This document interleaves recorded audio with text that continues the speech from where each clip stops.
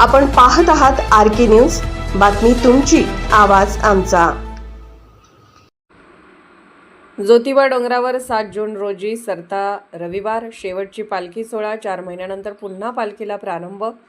संपूर्ण महाराष्ट्रासह कर्नाटक राज्यातील लाखो भाविकांचे श्रद्धास्थान असलेल्या ज्योतिबा डोंगरावर येत्या 7 जून रोजी पारंपरिक सरता रविवार उत्साहात साजरा होणार आहे। या दिवशी वर्षातील शेवटचा पालखी सोहळा पार पडणार असून त्यानंतर पुढील 4 महिने पालखी सोहळा बंद राहणार आहे। खंडेनवमीच्या दिवशी पुन्हा पालखी सोहळ्यास सुरुवात होणार आहे। सरता रविवार हा ज्योतिबा डोंगरावरील अत्यंत महत्त्वाचा धार्मिक आणि सांस्कृतिक उत्सव मानला जातो। 7 जून पूर्वी येणारा रविवार सरता रविवार म्हणून साजरा करण्याची परंपरा असून या दिवशी रात्री 8:30 वाजता शेवटचा पालखी सोहळा संपन्न होतो। या सोहळ्यासाठी महाराष्ट्र आणि कर्नाटकातून लाखो भाविक उपस्थित राहतील असा अंदाज व्यक्त केला जात आहे। या दिवशी डोंगरावरील सर्व ग्रामस्थ, पुजारी आणि भाविक नवीन वस्त्रे परिधान करून मंदिरात दर्शनासाठी येतात। मंदिरातील सर्व देवतांना साखरपेड्यांचा नैवेद्य अर्पण केला जातो। नवस फेडण्यासाठी आलेले भाविक श्रीच्या पालखीवर गुलाल आणि खोबऱ्याची उधळण करून भक्तिभाव व्यक्त करतात।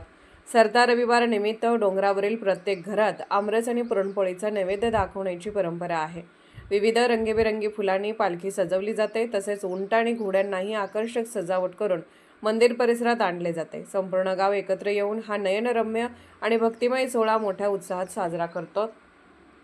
दरम्यान सध्या ज्योतिबा डोंगरावर भाविक आणि पर्यटकांची मोठी गर्दी होत आहे। जांभूळ, करवंद यासारख्या रानमेव्याचा आस्वाद घेत अनेक कुटुंबे सहलीसाठी डोंगरावर येत आहेत। त्यामुळे संपूर्ण परिसर भक्तिभाव आणि पर्यटनाच्या उत्साहाने गजबजून गेला आहे।